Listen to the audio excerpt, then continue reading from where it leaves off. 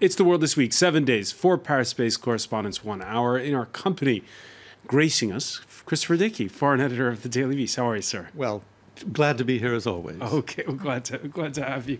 Glad as well to see Angela Diffley, who's often in the building, reporter at sister station Radio France International. Hello. Nice to see you.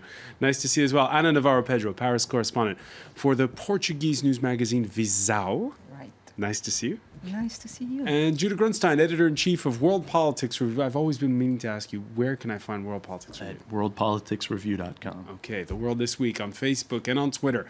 The hashtag World This Week. Last week, it was the firing of the FBI director. This week came aftershocks that perhaps seem more powerful than the first tremor. Monday, the Washington Post cites intelligence sources who fear Donald Trump leaked classified information to the Russian foreign minister inside the Oval Office this month. Tuesday, the New York Times publishes an FBI memo filed after one of Trump's earlier conversations with Comey regarding the probe into ex-National Security Advisor Michael Flynn's compromising ties to Moscow. I hope you can see your way to letting this go, to letting Flynn go, it says in the memo. By Thursday, well, we had a special prosecutor who'd been named, even though the president, well, he still doubts that it'll serve any purpose. Did you at any time urge former FBI Director James Comey in any way, shape, or form to close or to back down the investigation into Michael Flynn? And also, as you look back... No. Next question. Something I can only tell you, there was no collusion. And everybody, even my enemies, have said there is no collusion. Christopher Dickey, a week ago you were warning us that this is going to be, this isn't going to be, there's not going to be one single gotcha moment and everything. Was there a gotcha moment, though, this week in those reports in the Washington Post and the New York Times? No, there's a lot that's mounting up, that's building up. It really is starting to feel more and more like Watergate did many years ago. But we are a long way from where Watergate was. I was looking at the record. In the summer, in June of 1974, Richard Nixon went to Saudi Arabia, Israel, Belgium.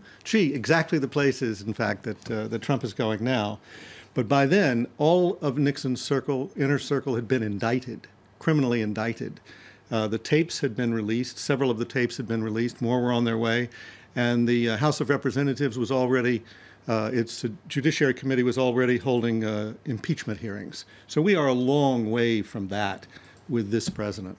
The Deputy Attorney General has just told Congress that he stands by that memo. He said that I thought it was appropriate, he stands by the memo that was leaked to the New York Times. He said, I wrote it, I believed it, I stand by it. Well, he's talking about the memo that was originally cited as the cause for firing Comey. But he may stand by what he wrote in the memo, but we also know that he wrote the memo after he already knew that Comey was going to be fired. So essentially, he was writing an ex post facto justification, even though it wasn't the reason that Comey was being fired. It was also a logic that other people had been deploying for months already, specifically Democrats in Washington. For me, the difference between Watergate and Trump is that during Watergate, the question was, what did the president know and when did he know it? With Trump, it's very plausible to ask, how much does the president not know? And how long can he go without knowing it? Well, how much can he forget when he does know it? But the thing is that I think Trump, because of the unique qualities that he brings in terms of his character and I love the way you put his personality, it's very possible, it's plausible for me, that he actually didn't really do anything wrong, that he never authorized anything, or even if he did, he's possibly the one person on earth who could say, yeah, I authorized my closest advisor to collude with the Russians, but I didn't really understand what that meant. And you could possibly think, well, yeah, that's believable. He combines this. He ran a brilliant campaign. He's a brilliant communicator. He manages to create a connection with people who have absolutely nothing in common with him. And at the same time, it's very easy to see him as a useful idiot for people who are a little more nefarious or more savvy, like Michael Flynn or Paul Manafort or others like that. And so I could even imagine him doing all this cover-up when there's nothing for him personally to cover That up. might be true. If there was nothing, then why each time the investigation is getting near to his ties with Russia, he really panics and he does whatever he can in order to distract attention.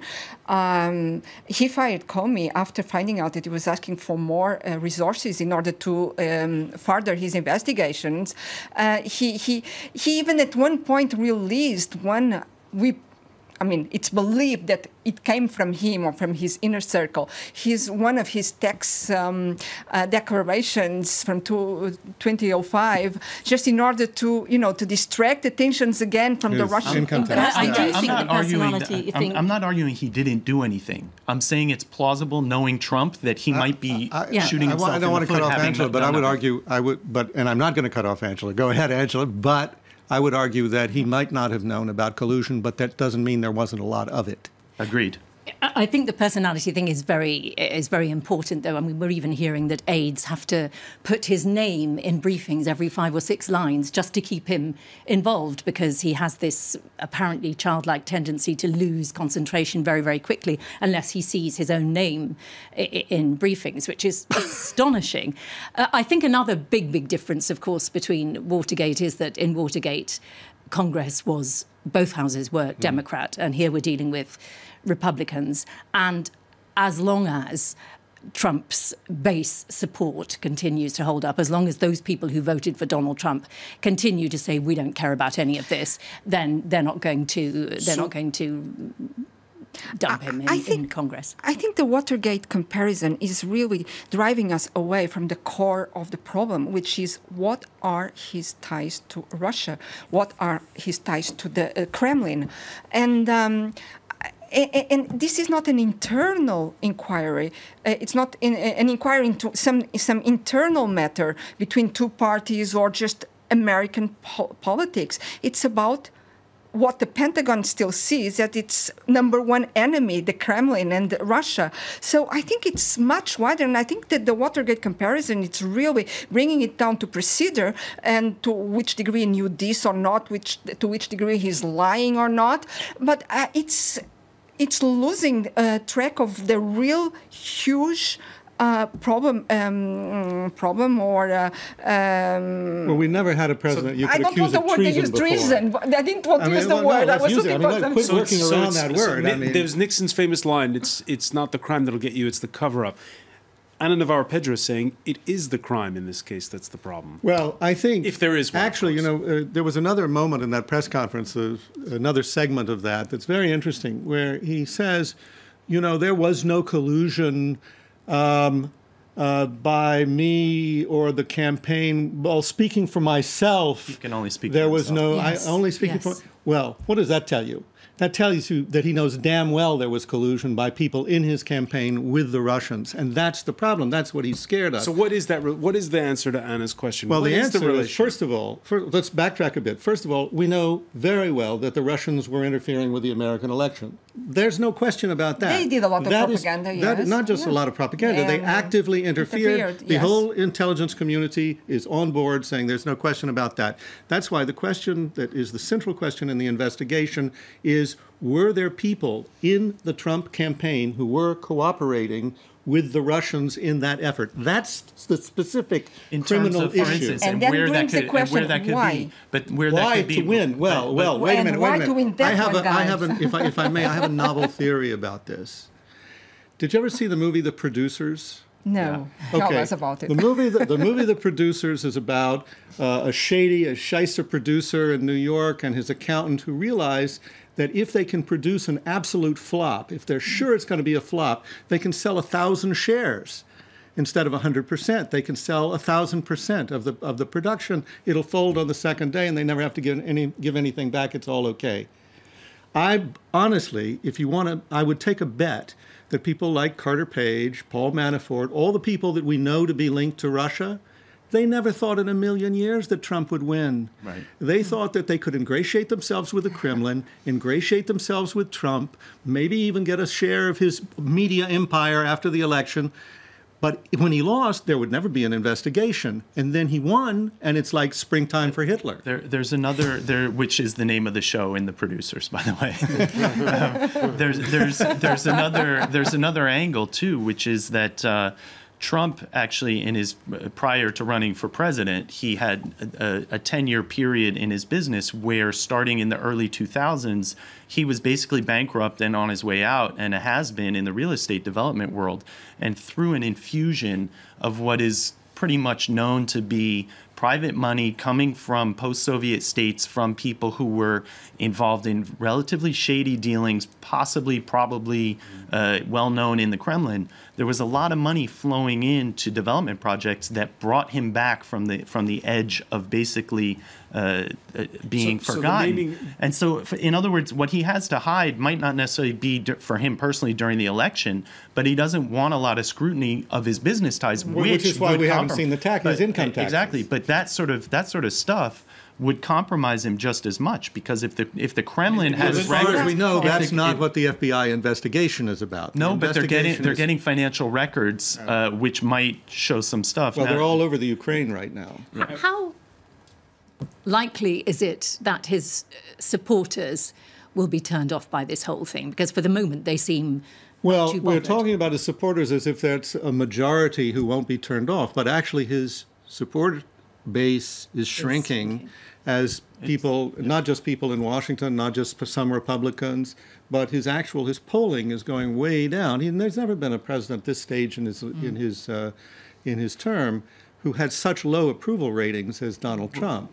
One other thing that to me is really fascinating, and it has less to do with the substance of the issue, but it's the rapidity and the ease with which Trump sucked all of Washington, D.C., and the national and international news media into his pathological psychodrama, where people are glued to his Twitter feed at 5 a.m. like it's a top-rated primetime show, and it's incredible to me that it was that easy to suck people in. It's reality television. You ever watch reality television? It's always like watching a train wreck. And he's the reality television president. He's the white Bronco in American politics. Yeah. Are we going to talk about Saudi Arabia? Well, I was going to say, nothing like a road trip to get you away from your troubles. This time, though, the President of the United States won't be heading to his Florida golfing resort. Rather, Saudi Arabia kicking off his first foreign tour as commander-in-chief. Yeah, it made me think immediately of when Obama went to Cairo and delivered that very well-intentioned, very thoughtful, extraordinary speech, which ultimately delivered nothing and changed nothing, it has to be admitted. And, of course, Trump was extremely critical about it. But the idea of Donald Trump in Saudi Arabia giving a speech on Islam... Which is what's on the bill. What could go wrong? Astounded everybody. Whose idea was it? I'll bet Who wrote it? I'll bet it was the idea of Mohammed bin Salman, the deputy crown prince, to beef up Saudi Arabia's because he already had a private meeting with Trump in the White House a few weeks ago, in which clearly he was sucking up to Trump and flattering him. And endlessly. who wrote it? The good news is that Sebastian Gorka did not write it. The bad news is that apparently Stephen Miller wrote it. Stephen Miller was the author of the original that promises travel us ban quite something. from Muslim majority countries. So at least it wasn't Sebastian Gorka. Could have been worse. Yeah. And in the everybody is extremely jittery about this trip of Donald Trump to the Middle East. If he is shaking up Washington, D.C. every day, imagine in the Middle East what he can do and what can happen while he's there. Everybody is very jittery. Like NATO as well, you know. All right, well, while Trump is meeting with the Saudis, Iranians will be learning the name of their next president. Turnout heavy after an acrimonious race where many of the smaller candidates dropped out to make it sort of a clear battle between the incumbent, Hassan Rouhani, who brokered the 2015 nuclear deal, and his conservative rival, Essaim Raisi, who criticizes Rouhani for not delivering the promised economic windfall for ordinary citizens.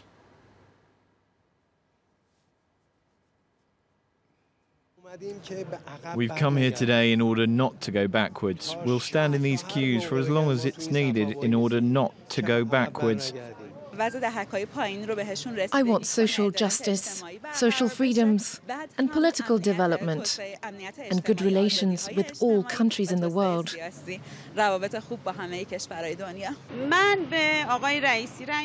I will vote for Mr. Raisi. He doesn't think about himself. He has no desire to gather wealth. He is more concerned with reducing poverty in our society. This was supposed to be a landslide win for Hassan Rouhani. It's not going to be the case, it seems. There's his candidacy in the last election was based on a promise, which was, we'll be reasonable with the international community, and in return, the economy will go better. Will be better. Iran was really squeezed economically and poorly managed also by Ahmadinejad. And although Rouhani delivered the deal, has tried as best he can to follow up on it, things haven't turned around as quickly as people expected, as people wanted. And in a lot of ways, at the same time, Iranian politics have shifted. We used to think of Iranian politics in terms of reformists, moderates, and hardliners. Rouhani, it's important to remember, he's a regime insider, deeply connected to security services. There, in no possible way can you think of him as a moderate. The new landscape is sort of engagement with the world or confrontation with the world. And Rouhani was arguing for engagement. It didn't pay off quite as much. And so now the other argument that Iran has to maintain its revolutionary posture, the revolutionary economy and things like that, have a certain appeal. But at the same time, from what I understand in terms of opinion polling, Rouhani is very likely to win, if the vote is not manipulated. All right, this change in the landscape, we've been seeing it in Iran, big change in the landscape here in France that we'll be talking about when we come back. You're watching The World This Week.